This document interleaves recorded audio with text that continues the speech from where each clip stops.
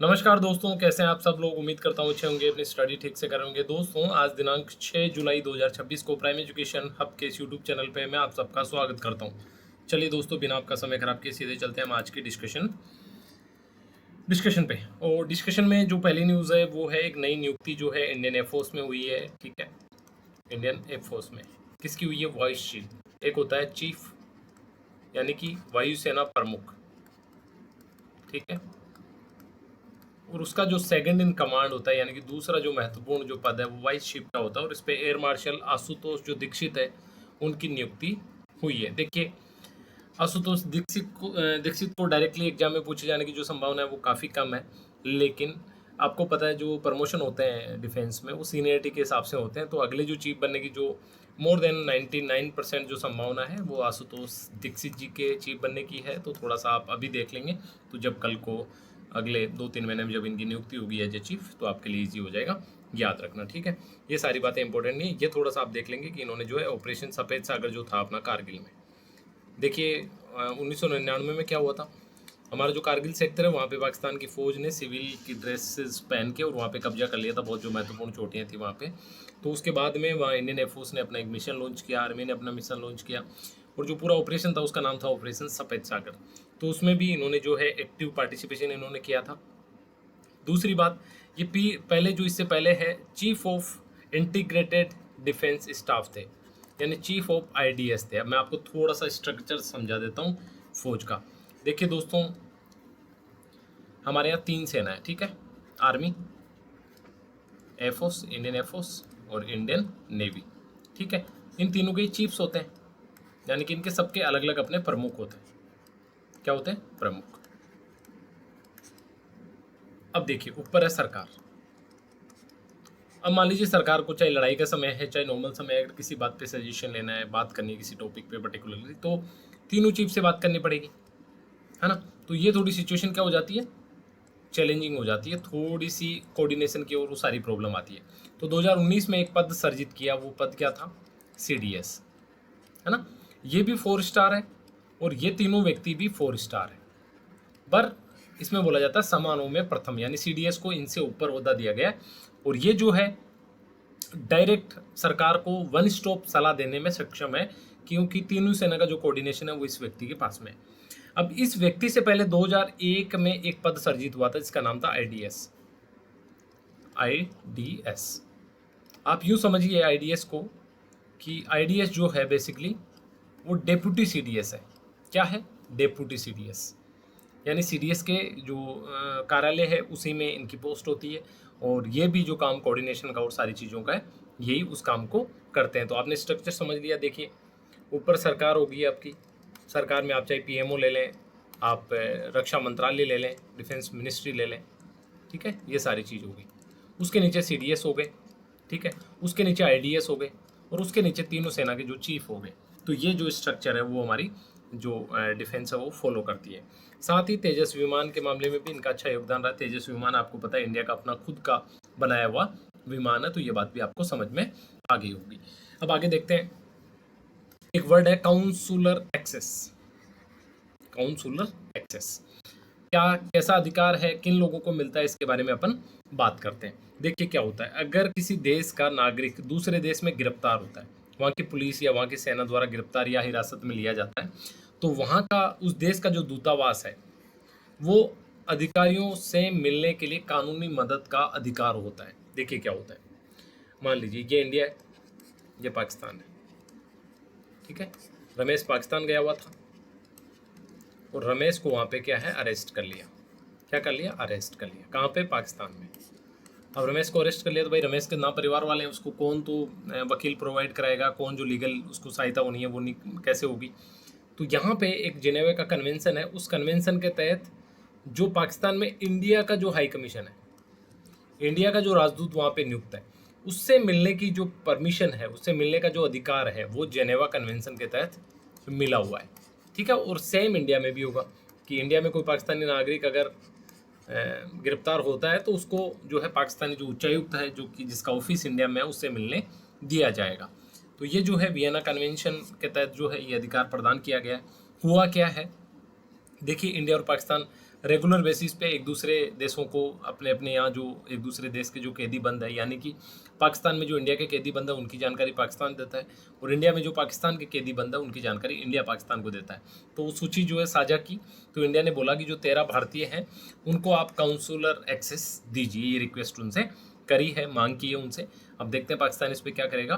तो ये मांग वही है कि इनको जो है भारत के उच्चायुक्त है उनसे मिलने दिया जाए, ताकि ये अपनी सारी बात बताएं, और अगर ज़रूरत पड़ती है तो इनको जो हेल्प होनी है वो हेल्प इनको प्रोवाइड करा दी जाए।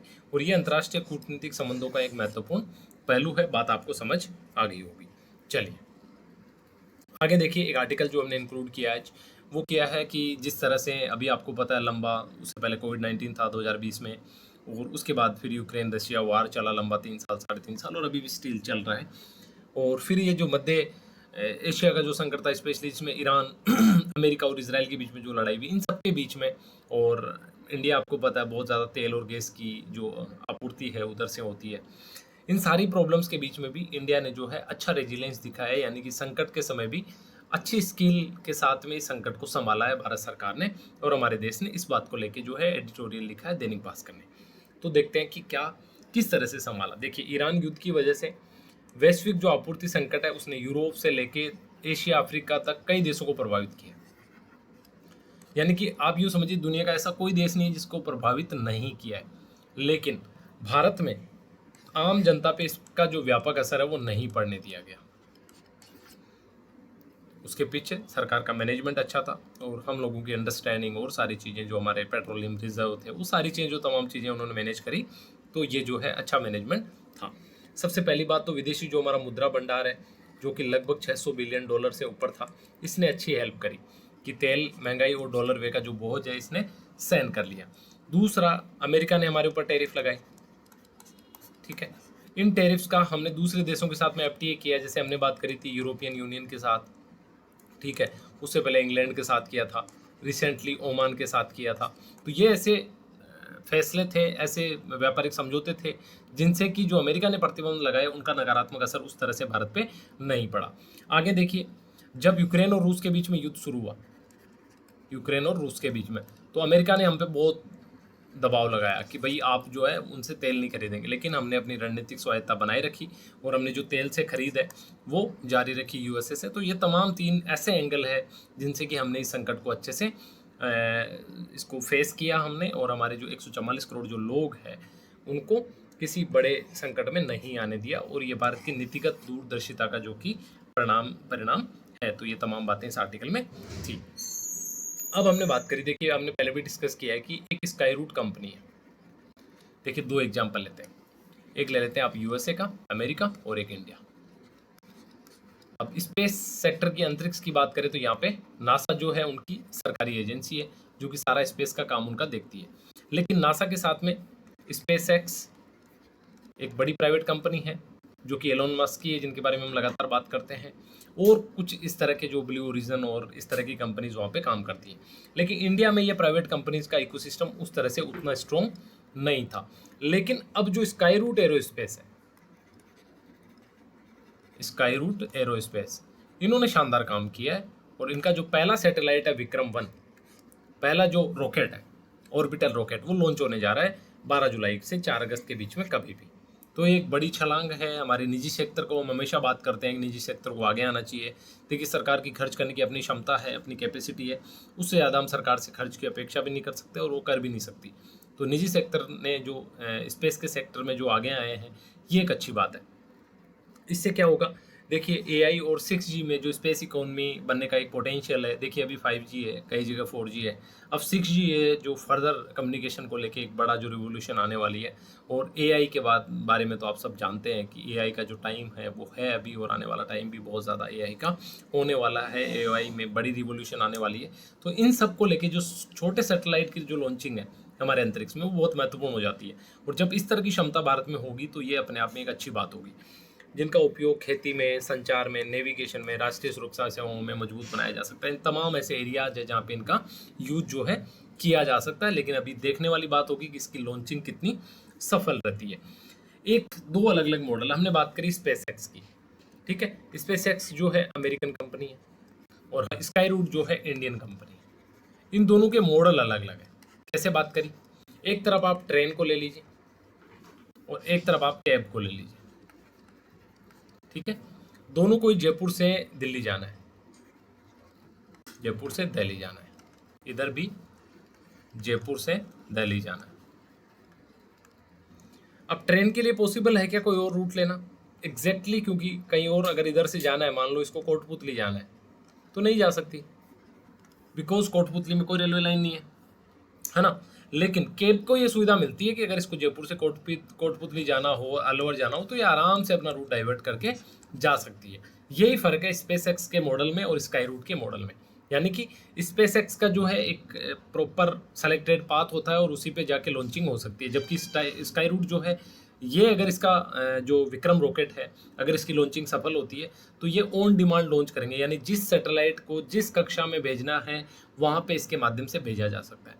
इससे जो है मार्केट भी बड़ा रहेगा, डिमांड बढ़ेगी। महंगे सैटेलाइट छोड़ के छोटे जो सस्ते सैटेलाइट है वो स्काई रूट के माध्यम से आराम से लॉन्च किए जा सकते हैं, है ना। छोटे सैटेलाइट की जो क्रांति है वो आ सकती है।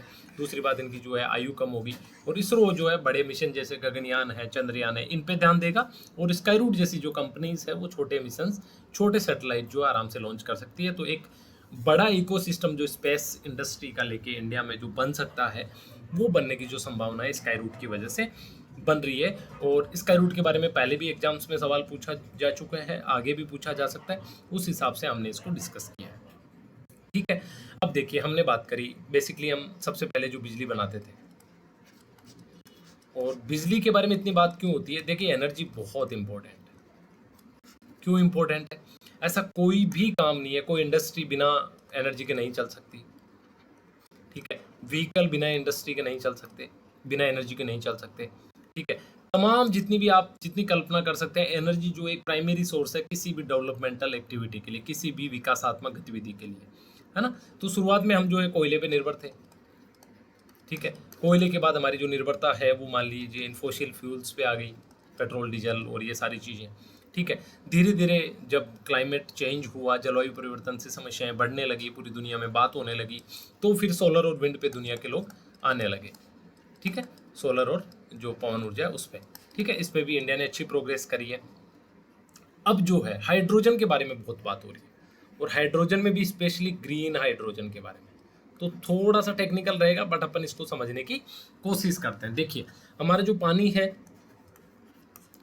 वो है H2O, ठीक है, और हाइड्रोजन जो है H2 है, यानी कि पानी के साथ मिक्स होती है, अलग से इसका अस्तित्व उस तरह से नहीं मिलता। या तो ये पानी के साथ मिलती है या हाइड्रोकार्बन जो मीथेन होता है CH4, इसके साथ में मिलती है, यानी कि अन्य जो बंध होते हैं परमाणु के अणु के, उससे ये जुड़ी हुई होती है और इससे ऊर्जा की आवश्यकता, अलग करने के लिए ऊर्जा की आवश्यकता होती है ना। और उस ऊर्जा के आधार पे ही इसको ग्रीन, ब्लू और अलग अलग कैटेगरीज में बांटा जाता है। इसको अपन आगे पढ़ेंगे इसी डिस्कशन में, ठीक है।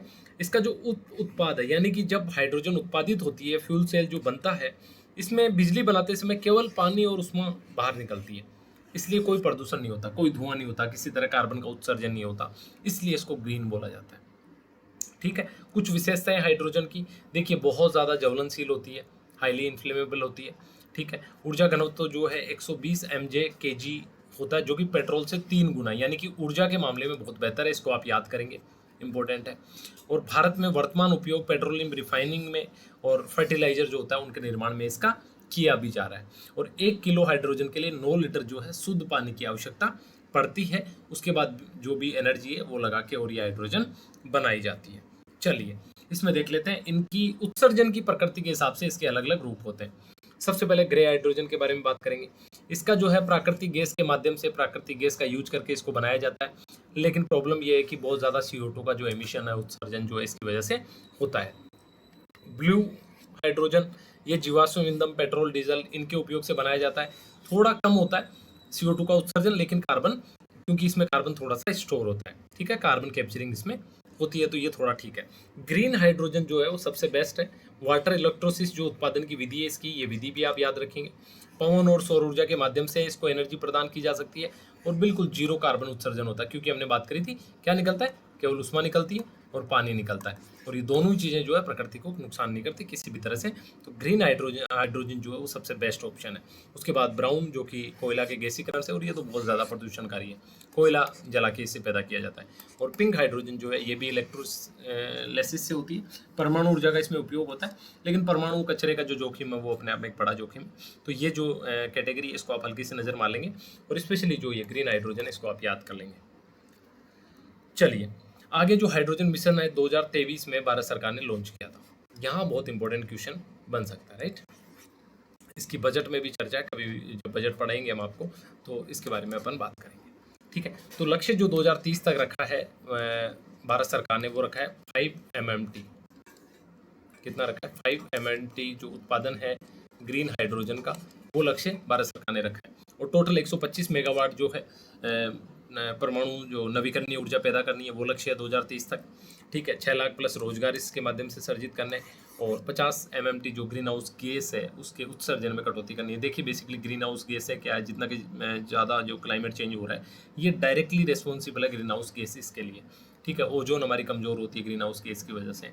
तो ये तमाम जो चीज़ें हैं, इनमें एक तरह से एक रुकावट आएगी, एक कमी आएगी, और जलवायु परिवर्तन के लिए जो हमारी जो प्रयास है, वो प्रयास एक अच्छी डायरेक्शन में, अच्छे रिजल्ट्स और आउटकम के साथ में आ सकते हैं, ठीक है। नवीकरणीय ऊर्जा मंत्रालय जो नोडल मंत्रालय है राष्ट्रीय हरित हाइड्रोजन मिशन का, मंजूरी 2023 में मिली थी, और वे इसमें 19,744 करोड़ रुपए का रखा गया था, और काफ़ी सारा निवेश और 1 लाख करोड़ की जीवाश्म ईंधन आयात में कमी इसका प्रमुख लक्ष्य जो है। ये सारी बातें आप याद रखेंगे, ठीक है। चलिए कुछ और चीज़ें, कि जैसे मान लीजिए आप जब सौर ऊर्जा और पवन ऊर्जा है तो फिर हाइड्रोजन क्यों, तो थोड़ा सा तुलनात्मक जो विवरण है वो अपन इसको देख लेते हैं। सबसे पहले कारक, उसके बाद सौर पवन, लियोन बैटरी और ग्रीन हाउस, तीनों को कंपैरिजन करेंगे किस किस के मामले में। सबसे पहला जो कंपोनेंट है ऊर्जा घनत्व, यानी कि ऊर्जा किस में ज़्यादा है। देखिए सौर पवन में कम होती है, लिथियम आयन जो बैटरीज है उसमें मध्यम कैटेगरी की होती है, इसमें 120 mJ/kg जो कि सर्वोच्च है। पेट्रोल से कितना है? 3 गुना, पेट्रोल से 3 गुना, जो कि हमने बात करी थी। उसके बाद भंडारण यानी कि स्टोरेज, सौर पवन को रात में नहीं किया जा सकता, लिथियम आयन बैटरीज का अल्पकालिक है, लेकिन ग्रीन हाइड्रोजन जो है मौसमी और दीर्घकालीन, यानी कि तीनों मौसम में इसका स्टोरेज किया जा सकता है, और लंबे टाइम के लिए इसका स्टोरेज किया जा सकता है। तो इस मामले में बेहतर है। जो बड़े कठिन उद्योग है, जिनकी टेक्नोलॉजी थोड़ी ज़्यादा कॉम्प्लिकेटेड है, उनमें सौर पवन का जो यूज है वो सीमित है। लिथियम आयन बैटरी तो बिल्कुल अव्यवहारिक है, लेकिन स्टील, सीमेंट, एविएशन जैसे सेक्टर में भी ग्रीन हाइड्रोजन शानदार तरीके से काम कर सकती है। तो एक ये फायदा हो गया इसका। दूसरा, इसके ट्रांसपोर्टेशन, यानी कि एक जगह से दूसरी जगह ले जाना। अब आपको पता, सौर और पवन ऊर्जा को ले जाने के लिए तो ट्रांसमिशन लाइन की जरूरत होती है। लिथियम आयन बैटरी भी ग्रिड पर निर्भर होती है, लेकिन इसको NH3 के रूप में जहाज से निर्यात किया जा सकता है, यानी कि इस मामले में भी ये ईजी है। 4 ऐसे पॉइंट है जो बाकी ट्रेडिशनल जो ऊर्जा है वो अलग बनाता है ग्रीन हाइड्रोजन को। क्या? सबसे पहले इसका ऊर्जा का घनत्व है 120 mJ/kg, मौसमी दीर्घकालीन, यानी कि इसका स्टोरेज जो है लंबे टाइम के लिए। स्टील, सीमेंट जैसे जो बड़े इंडस्ट्री है उसमें भी इसका यूज किया जा सकता है, और ट्रांसपोर्टेशन जो है जहाज के माध्यम से NH3 के रूप में किया जा सकता है। तो ये कुछ स्पेशल चीज़ें जिनकी वजह से अलग बनाते हैं, और इसके बारे में सरकार ने इतना पैसा खर्च करने और इस मिशन को लॉन्च करने का जो निर्णय वो लिया है, ठीक है। अब हमारा एक बड़ा कॉन्स्टिट्यूशनल प्रोविजन है वित्त आयोग के बारे में, ठीक है। वित्त आयोग के बारे में देखिए, वित्त आयोग क्या करता है। वित्त आयोग, 2 वित्त आयोग है, एक केंद्रीय वित्त आयोग, एक राज्य वित्त आयोग, ठीक है। केंद्रीय वित्त आयोग क्या काम करता है? देखिए, हर 5 वर्ष पे इसका गठन होता है, हर 5 वर्ष, या फिर जब राष्ट्रपति को लगे, जब राष्ट्रपति को लगे, आर्टिकल 280, ठीक है। और राज्य वित्त आयोग का जो गठन है वो 1992 में, आपको पता है 73वां और 74वां संविधान संशोधन हुआ, उसके बाद इसके जो प्रावधान किए गए थे उसके बारे में भी अपन पढ़ेंगे। इसका क्या काम है? केंद्रीय वित्त आयोग का काम है कि जो टैक्स कलेक्शन करती है केंद्र सरकार, वो राज्यों को किस प्रकार से उनका बंटवारा करेगी। और राज्य वित्त आयोग की राज्य के पास में जो पैसा है वो पंचायतों को और अर्बन लोकल बॉडी जो नगर पालिका है उनको किस तरह से ट्रांसफर करेगा, ये काम जो है राज्य वित्त आयोग का है। दोनों बातें आपने समझ ली होगी। अब अपन आगे बढ़ते हैं। सबसे पहले राष्ट्रीय वित्त आयोग के बारे में, ये आर्टिकल आप रख लीजिए 280। 100% आपको किसी ना किसी एग्जाम में ये आर्टिकल पूछा जाएगा, और आप इसको याद कर लीजिए, ठीक है। कि वित्त आयोग का जो प्रावधान है संविधान के अनुच्छेद 280 के तहत किया गया। क्या कहता है संविधान का अनुच्छेद 280? कि राष्ट्रपति हर 5 वर्ष में या जब आवश्यकता महसूस हो वित्त आयोग का गठन करेगा। यह आर्टिकल 280 बोलता है कि राष्ट्रपति या तो हर 5 वर्ष में या जब जरूरत पड़े, जब लगे राष्ट्रपति को कि यार वित्त आयोग का गठन करना चाहिए, उस समय वित्त आयोग का गठन। एक बात आपको मैं पहले भी बता चुका हूँ, राष्ट्रपति का जब नाम होता है तो सरकार होती है पीछे, प्रधानमंत्री और उसकी मंत्री परिषद होती है। राष्ट्रपति एक चेहरा होता है, एक सिग्नेचर बॉडी है, बाकी डिसीजन मेकिंग जो है पीछे से होती है। कितने लोग होते हैं इसमें? एक इसका अध्यक्ष होता है और 4 इसके मेंबर होते हैं, और सभी की नियुक्ति राष्ट्रपति द्वारा होती है, केवल अध्यक्ष की नहीं। इसके जो 4 मेंबर है इनकी भी नियुक्ति जो है राष्ट्रपति के द्वारा की जाती है। हमने समझ लिया आर्टिकल कौन सा है, 280। ठीक है, 5 वर्ष में या फिर जब जरूरत महसूस हो तब राष्ट्रपति इसकी नियुक्ति करेंगे। ठीक है, और एक अध्यक्ष और 4 मेंबर होंगे और 5 की ही नियुक्ति राष्ट्रपति के द्वारा की जाएगी। ठीक है, अध्यक्ष की योग्यता क्या है? देखिए, सार्वजनिक मामलों के अच्छे जानकार और अनुभव इनको अध्यक्ष को होना चाहिए, ये इनकी योग्यता होनी चाहिए। सदस्यों में एक हाईकोर्ट का न्यायाधीश होना चाहिए, एक जो है फाइनेंस का एक्सपर्ट होना चाहिए, एक को एडमिनिस्ट्रेशन का अनुभव होना चाहिए और एक जो इकोनॉमिस्ट होना चाहिए, यानी कि अर्थशास्त्री होना चाहिए। चारों मेंबर की चारों अलग अलग विशेषता होनी चाहिए, अध्यक्ष की अलग विशेषता होनी चाहिए, अलग एक्सपर्टीज होनी चाहिए। उसके हिसाब से इनका जो है आप यूँ समझे कि इनकी नियुक्ति की जाएगी। आगे, क्या इसकी सिफारिशें बाध्यकारी है सरकार के लिए? बिल्कुल नहीं। यानी कि ये बॉडी जो सिफारिशें सरकार को देगी, सरकार क्या वो काम करने के लिए बाध्य है? नहीं है बाध्य, लेकिन परंपरा के रूप में अब तक हमेशा जो है इनकी सिफारिशें स्वीकार की जाती रही है। अब काम देखते हैं, काम क्या क्या है। सबसे पहले, केंद्र और राज्यों के बीच कर का बंटवारा किस तरह से होगा, कितना होगा, किस तरह से होगा, किन शर्तों पे होगा, ये सब जो है सजेशन कौन देता है? वित्त आयोग देता है। राज्यों के बीच में आपस में, एक तो केंद्र राज्यों के बीच में और एक राज्यों के बीच में आपस में बंटवारा कैसे होगा। साथ ही संचित निधि जो हमारी होती है उससे ग्रांट इन एड, यानी कि इनको जो फाइनेंशियल मदद दी जानी है उसके क्या सिद्धांत होंगे, क्या रूल होंगे, ये भी सजेशन जो है वित्त आयोग देता है। साथ ही पंचायतें और नगरपालिकाओं के लिए स्टेट फाइनेंस कमीशन सिफारिशों पर उपाय भी जो है ये हमारा जो केंद्रीय वित्त आयोग है ये देता है।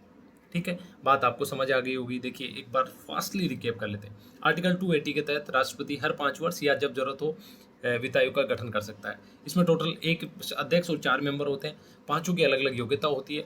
इनकी सिफारिशें बाध्यकारी नहीं होती, लेकिन परंपरा के रूप में अब तक स्वीकार की जाती रही है। अब देखिए, आरपीएससी इस ट्रेंड पे राजस्थान में तो सवाल पूछती है, लेकिन मुझे लगता है अभी केंद्रीय वित्त आयोग के बारे में तो इस तरह का सवाल नहीं आया कि कौन कौन मेंबर रहा है, कौन नहीं रहा है। फिर भी आप इसको थोड़ा सा एक बार देख लेंगे।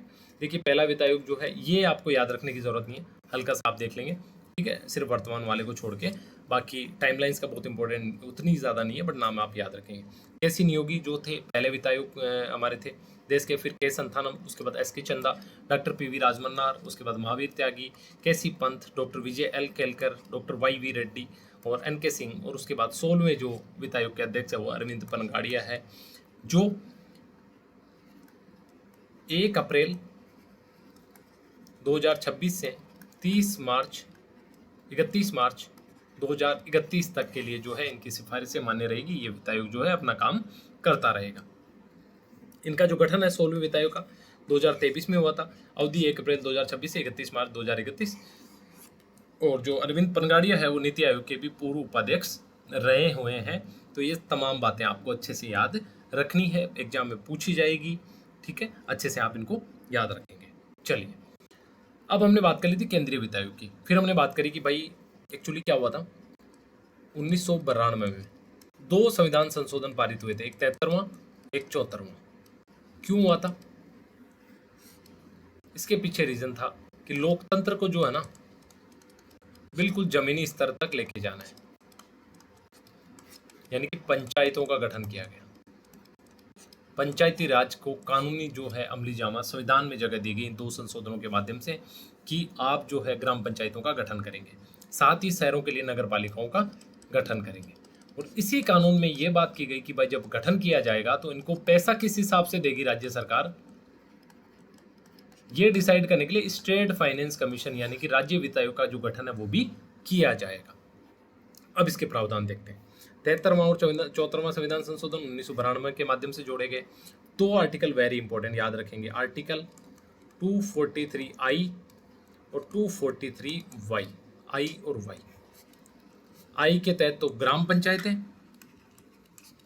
और Y के तहत जो है अपनी ये जो नगर पालिका है, शहरी बॉडीज। ठीक है। इनके लिए जो है वित्त आयोग का गठन राज्य सरकार हर 5 वर्ष पे करेगी। राज्यपाल हर 5 वर्ष पे पंचायती राज के लिए स्टेट फाइनेंस कमीशन का गठन करेंगे और इसी प्रकार से नगर पालिकाओं के लिए करेंगे। ये प्रावधान कब आया? 1992 के 73वें 74वें संविधान संशोधन। 243 आई और वाई को बहुत स्पेशली आपको याद रखना है। इसका गठन भी 5 साल के लिए। किस लिए? कि राज्य सरकार किस तरह से और कितना पैसा जो है इन स्थानीय लोकल बॉडीज को देंगे। ये जो है व्यवस्था टीयर 3 की, देखिए एक आपका सबसे ऊपर हो गया सेंट्रल गवर्नमेंट, उसके बाद स्टेट गवर्नमेंट और उसके बाद नीचे ये जो लोकल गवर्नमेंट है ये। तो ये जो 3 स्तर है, यहाँ से यहाँ पैसा जाने के लिए सेंट्रल फाइनेंस कमीशन, यहाँ से यहाँ पैसा जाने के लिए स्टेट फाइनेंस कमीशन। तो ये बात आप याद रखेंगे। मोस्ट इंपॉर्टेंट ये नाम आप रट लीजिए, आपको रटने ही पड़ेंगे, आज नहीं तो कल आपको एग्जाम में इनकी ज़रूरत पड़ने वाली है। पहले जो स्टेट फाइनेंस कमीशन थे वो कृष्ण कुमार गोयल थे, दूसरे हीरालाल देवपुरा थे, तीसरे मानिकचंद सुराणा थे, चौथे डॉक्टर बी डी कल्ला थे, पांचवें ज्योति किरण शुक्ला, छठे प्रद्युम्न सिंह और अभी जो 7वें हैं श्री अरुण चतुर्वेदी, जो 2025 से लेके इनका जो कार्यकाल है 2030 तक। आप बस 1 साल केंद्र वाले से कम कर लेंगे, यानी कि 1 अप्रैल 2025 से 31 मार्च 2030 तक इनका कार्यकाल जो है रहने वाला है। मेंबर्स के लिए मैंने सर्च किया था बट अभी एज सच कोई मेंबर्स का नाम उसमें है नहीं, ठीक है। एक इनके जो सेक्रेटरी है उनका नाम कुछ जगह जो है वेबसाइट्स पे, गवर्नमेंट ऑफिशियल वेबसाइट पे दिया हुआ था, तो उसके बारे में थोड़ी और क्लैरिटी के बाद में अपन बात कर लेंगे। अब देखिए 7वें आयोग की मैंने पूरी वेबसाइट देखी, अभी इसकी कोई सिफारिशें नहीं है, तो थोड़ा सा समझने के लिए अपन याद कर लेते हैं कि छठा और छठे के अध्यक्ष कौन थे? अपने प्रद्युम्न सिंह। इन्होंने क्या क्या सिफारिश दी थी उसके बारे में बात कर लेते हैं। प्रद्युम्न 2020-21 से 24-25 तक इनकी जो अवधि थी, इन्होंने सबसे पहली बात बोली कि राज्य खुद का जो शुद्ध कर है, यानी कि स्टेट का जो शुद्ध कर है, उसका 6.75% जो है इन लोकल बॉडीज को ट्रांसफर करेगा। पहली सिफारिश ये थी, कितना? 6.75%। आगे अब जो पैसा जाएगा वो किस तरह से आप देंगे भाई? अब जब अगर पंचायती राज की बात करें तो 3 बॉडी है। सबसे नीचे लेवल पे ग्राम पंचायत, बीच के स्तर पे पंचायत समिति, सबसे ऊपर जिला परिषद। इसका प्रमुख जिला प्रमुख होता है, इसका प्रमुख जो है प्रधान होता है और इसका जो प्रमुख होता है वो सरपंच होता है। तो किस रेशियो में जाएगा, ये जो सजेशन है ये प्रद्युम्न सिंह के जो वित्त आयोग था, राज्य वित्त आयोग छठा, उसने दिया था। क्या बोला इन्होंने कि भाई 75% जो पूरा फंड है वो जाएगा ग्राम पंचायत को, 20% जाएगा इनको और मात्र 5% जाएगा इनको ऊपर वालों को, यानी कि सबसे नीचे वाले को सबसे ज़्यादा महत्व दिया। और ये जो परसेंटेज है कौन से पैसे का? जो 6.75% जो राज्य के टोटल कर का इनको ट्रांसफर होना है, उसका ये अलग अलग परसेंटेज इनको जाएगा। ये सिफारिश दी दूसरी, राइट। उसके बाद आगे ग्रामीण और शहरी में विभाजन, यानी कि ये 6.75% अभी नहीं, पहले इसका विभाजन होगा। इसका क्या है कि 75.10% तो जाएगा ग्राम पंचायतों को और 24.90% जाएगा शहरी निकायों को। और ये जो 75.10% जो है, इसका जो है, इसका आपको ये जो है ये इधर होने वाला है। दोबारा समझा देता हूँ, कंफ्यूज नहीं होना है। देखिए इन्होंने सबसे पहली सिफारिश दी कि टोटल जो राज्य का कर आएगा उस कर का 6.75% जो है आपको लोकल बॉडीज को भेजना है। इन लोकल बॉडीज में दोनों लोकल बॉडीज है, कौन कौन सी? कि इसमें आपकी शहरी निकाय भी है और ग्राम पंचायतें भी है। फिर आगे बोला कि इनको इस 6.75 का कितना बटेगा कि 75.10% तो ग्रामीण लोकल बॉडीज यानी कि ग्राम पंचायत वाले सेक्शन को जाएगा और 24.90% शहरी को जाएगा। फिर आगे बोला कि जो ग्राम पंचायतों को जाएगा उसका 75% ओनली ग्राम पंचायतों को, 20% पंचायत समिति को और केवल 5% जो है जिला प्रमुख को जाएगा। ये रेशियो इन्होंने सजेस्ट किया। आगे बोला कि भाई पैसा जो जाएगा, मान लीजिए ग्राम पंचायत को 100 करोड़ रुपए आए फॉर एग्जाम्पल, ये कहाँ कहाँ खर्च होगा? तो इन्होंने बोला 55% तो बुनियादी ढांचे पे, यानी कि कोई सड़क बनानी है, मार्ग बनाना है, तालाब को धुआना है, इस तरह के कार्य पे। 40% जो है जल की आपूर्ति, स्वच्छता, स्ट्रीट लाइट इस पे, और 5% प्रशासनिक और नवाचार कुछ अपनी तरफ से जो है पंचायत की जो मुखिया है वो सोच के कर सकते हैं। तो ये सारे प्रावधान की सिफारिश जो है छठे वित्त आयोग ने दी थी। यही बातें दोबारा यहाँ लिखी आप देख लेंगे। ये आर्टिकल 280 हर 5 साल में नेशनल फाइनेंस कमीशन, राष्ट्रीय वित्त आयोग, इधर बात करते हैं तो आर्टिकल 243I एंड 243Y, ये भी हर 5 साल में, ठीक है, नियुक्ति राष्ट्रपति करता है। केंद्र और राज्यों के बीच ऊर्ध्वाधर और क्षैतिज दोनों तरह के करों का वितरण। प्रकृति परामर्श वाली है, यहाँ नियुक्ति राज्यपाल द्वारा, यहाँ पर जो पंचायत लोकल बॉडीज और अर्बन लोकल बॉडीज जो है उनके बारे में वित्तीय विकेंद्रीकरण, इनकी प्रकृति भी परामर्शात्मक जो है होती है। तो ये सारी बातें आपको समझ आ गई होगी अच्छे से। एक बार अगर नहीं समझ आई, थोड़ा सा आप रिवर्स बैक करके इसको देख लेंगे तो बातें आपको समझ आ जाएगी। अब देखिए, एक तो हमारी रिफाइनरी का जो उद्घाटन है मोदी जी ने वो कर दिया है पंचपदरा में, पचपदरा बोला जाता है शायद, पंचपदरा में, ठीक है। उसके साथ में जो है मेट्रो जो है जयपुर मेट्रो, उसके बारे में बहुत बात हो रही है। आप सरकार के किसी भी ऑफिशियल डॉक्यूमेंट को देखेंगे, चाहे सूजस हो, न्यूज़पेपर हो, एड हो, एडवर्टीजमेंट हो, सब जगह बात हो रही है। तो थोड़ा सा जयपुर मेट्रो को अपन समझ लेते हैं, ठीक है। सबसे पहले समझते हैं फेज 1 को। 2 फेज में मेट्रो का काम हुआ है, फेज 1 एंड फेज 2। फेज 2 अभी DPR बनी है, यानी कि डिटेल प्रोजेक्ट रिपोर्ट, अभी काम शुरू हुआ है इसमें, ठीक है, शुरू होगा। बेसिकली प्रोजेक्ट की रिपोर्ट बना दी है, काम शुरू होने वाला है। ये जो फेज 1 है, इसका 50% काम जो है कंप्लीट हो चुका है, यानी कि ऑपरेशनल है। 2 फेज इसके, सब फेज इसको बोलेंगे, सब फेज, और 2 पे जो है काम चल रहा है। तो इसको विस्तार से अपन समझते हैं। सबसे पहले फेज 1 को लेते हैं। फेज 1 में कुल लंबाई है 11.64 किलोमीटर, और ये सारी बातें आप याद करेंगे, नो एक्सक्यूज, ठीक है। टोटल फेज जो है 2 है। पहले फेज की जो लंबाई है वो 11.64 किलोमीटर, टोटल स्टेशन है 11.64 किमी लंबाई है, स्टेशन कितने हैं 11, ठीक है। फेज A1, अब इसको A1, AB, AC और AD 4 फेज में, आगे सब फेज में ये बढ़ जाएगा। तो पहले बात करते हैं A1 की। ये है मानसरोवर से चांदपोल, मानसरोवर से चांदपोल, और ये कैसे है, पूर्व से पश्चिम। और फेज 2 जो है वो उत्तर से दक्षिण, ये पूर्व से पश्चिम, ये उत्तर से दक्षिण। तो मानसरोवर से चांदपोल, इसकी दूरी है 9.63 किलोमीटर, और जून 2015 से ये चालू है, ठीक है। आप यूं समझिए इसको, यहाँ आप मानसरोवर ले लीजिए, ठीक है, और ये चांदपोल, ठीक है। ये हो गया आपका 1A, यानी कि फेज 1A, ठीक है। टोटल 9.63 किमी, और कब से, जून 15 से चल रहा है। अब 1B की बात करते हैं। ये चांदपोल से बड़ी चौपड़, चांदपोल से कहाँ, बड़ी चौपड़, ठीक है। ये 2.1 किलोमीटर का, ठीक है, और ये सितंबर 2020 से चालू है, ठीक है। अभी हम फेज 1 की बात कर रहे हैं। आगे जो निर्माणाधीन है, अब जो काम चल रहा है 2 फेज पे, एक है 1D, सबसे पहले इसको समझते हैं। ये मानसरोवर से 200 फीट अजमेर रोड तक, ठीक है। ये 1.35 किमी, इसका काम लगभग आधे से ज़्यादा हो चुका है, काम चल रहा है इसका, ठीक है। आगे अब कहाँ, बड़ी चौपड़ से ट्रांसपोर्ट नगर, ये बड़ी चौपड़ थी, यहाँ से ट्रांसपोर्ट नगर, ये क्या हो गया 1C, ठीक है। और ये 3.41 किमी, ठीक है। 11.64 किमी इन 2 फेज का, और ये जो है निर्माणाधीन है कितना, 3.41 और 1.35 किमी, ठीक है। अच्छे से याद रखेंगे, ये आपका फेज 1 हो गया। देखिए, सबसे पहले याद रखेंगे फेज 1 जो है उसका आधा जो काम है ऑपरेशनल है, मेट्रो वहाँ चल रही है। पहली बात करेंगे 1A की, वो है मानसरोवर से छोटी चौपड़, दूसरा छोटी चौपड़ से बड़ी चौपड़। फिर 2 जो सब फेज है वो काम चल रहा है उनका, कहाँ कहाँ चल रहा है, पहला मानसरोवर से 200 फीट अजमेर रोड तक, ठीक है। और चौथा जो उसका 1D है वो आपका हो जाएगा बड़ी चौपड़ से ट्रांसपोर्ट नगर तक।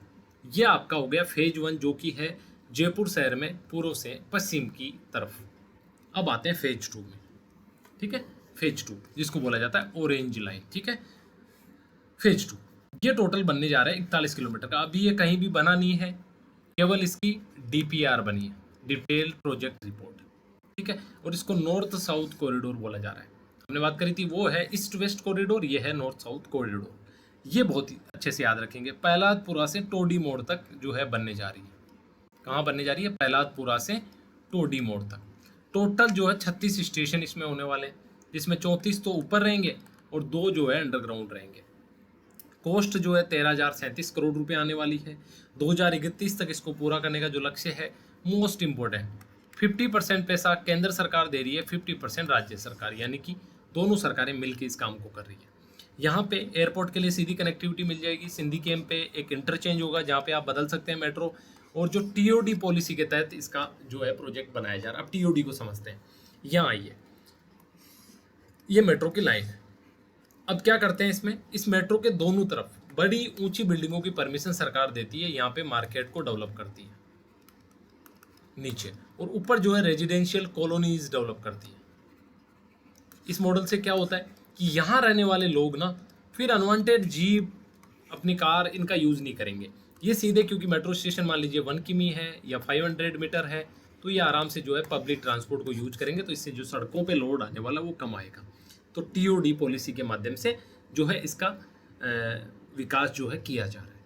यहाँ तक कोई बात समझने में दिक्कत? ठीक है, इसका ये डाटा भी आपको याद रखना है, फेज 1 को भी याद रखना है।